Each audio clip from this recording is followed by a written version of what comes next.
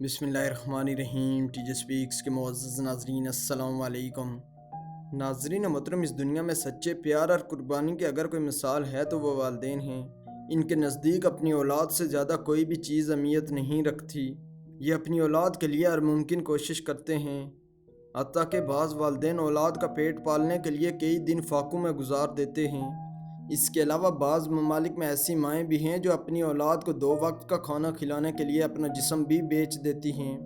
تو دوستو، آج کی ویڈیو ایک ایسے شخص کے بارے میں ہے جس نے اپنی اولاد کا اچھا مستقبل بنانے کے لیے وہ کام کیے جن کے بارے میں جان کر ہر کسی کا دل پگھل گیا۔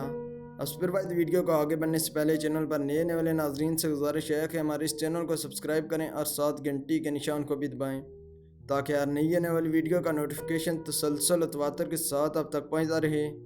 دوستو، اس کے علاوہ ہماری ان کاوشوں کا صلہ میں لائکس اور کمنٹ سے ضرور دیں۔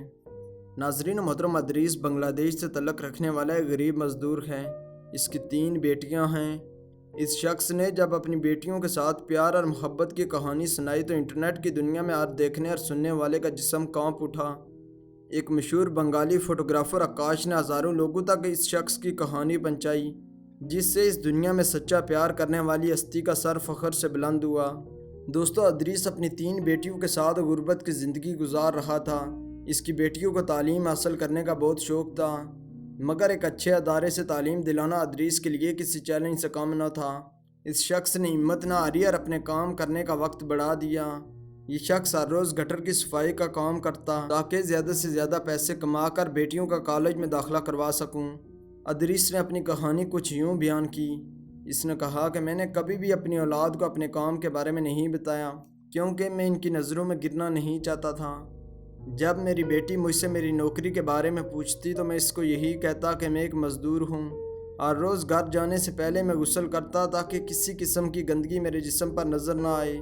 میں چاہتا ہوں کہ میری بیٹیاں تعلیم حاصل کر کے اچھے مقام پر پہنچیں اور دنیا کے سامنے سر اٹھا کر بات کریں۔ کوئی بھی شخص ان کو حقارت کی نظر سے نہ دیکھے۔ لوگ ہمیشہ مجھے ذلت امیز نظروں سے گھورتے ہیں، مگر میں ہر پینی اپنی بیٹیوں کی تعلیم پر خرچ کرتا ہوں۔ میں اپنے لیے نئے کپڑے خریدنے کے بجائے بیٹیوں کے لیے کتابیں خریدنے میں صرف کرتا ہوں۔ میں ایک عام سا گٹر صاف کرنے والا مزدور ہوں۔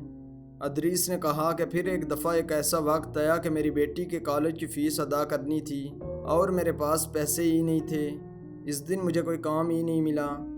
میں ایک گزرگاہ پر بیٹھا ہوا تھا اور اپنے آنسو کنٹرول کرنے کی کوشش کر رہا تھا۔ میرے جسم میں کام کرنے کی سکت ختم ہو چکی تھی۔ میرے ساتھی مزدور قریب بیٹھے دیکھ رہے تھے۔ اندر سے میں ٹوٹ چکا تھا۔ میں اپنی بیٹیوں کو یہ بتا نہیں سکتا تھا کہ تمہاری پڑھائی کے اخراجات ادا کرنا میرے بس میں نہیں۔ میرے ذہن میں یہ خیالات آ رہے تھے کہ میں غریب پیدا ہوا اور ایک غریب کے لیے کبھی بھی اچھا نہیں ہو سکتا۔ مزدوری کرنے کے بعد میرے ساتھی جب میرے پاس آئے تو کہنے لگے کہ ہم سب آپس میں بھائی ہیں۔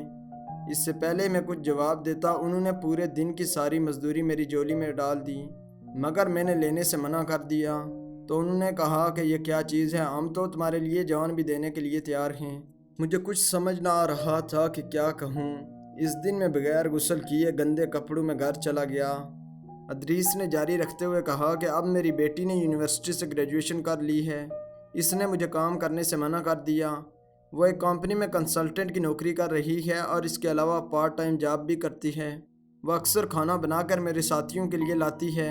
آگے سے وہ اس کو منع کرتے ہیں، مگر وہ ان کو یہی کہتی ہے کہ ایک دن آپ نے میرے لیے کھانا نہیں کھایا اور اسی وجہ سے میں آج اس مقام پر پہنچی ہوں۔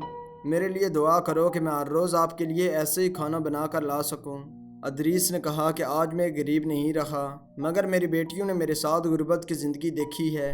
دوستو، اس عاجز شخص کی کہانی نے ہر سننے والے کو متاثر کیا۔ ادریس نے اپنی محنت سے 3 بیٹیوں کو پڑھایا۔ وہ گٹر صاف کرتا رہا لیکن اپنی اولاد کو آنچ نہ آنے دی۔ اس باپ نے سچے طریقے سے والد ہونے کا حق ادا کیا اور پوری دنیا کو باور کرایا کہ اس دنیا میں سچا پیار کرنے والی ایک ہی ہستی ہے۔ تو دوستو، اگر آپ کو اس باپ کی کہانی اچھی لگی ہے تو اس کو لائک کریں، اپنے دوستوں کے ساتھ شیئر بھی کریں۔ پھر نئے آنے والے ناظرین سے گزارش ہے کہ ہمارے اس چینل کو سبسکرائب کریں اور ساتھ گھنٹی کے نشان کو بھی دبائیں تاکہ ہر نئی آنے والی ویڈیو کا نوٹیفیکیشن تسلسل و تواتر کے ساتھ آپ تک پہنچتا رہے۔ تب تک فی امان اللہ۔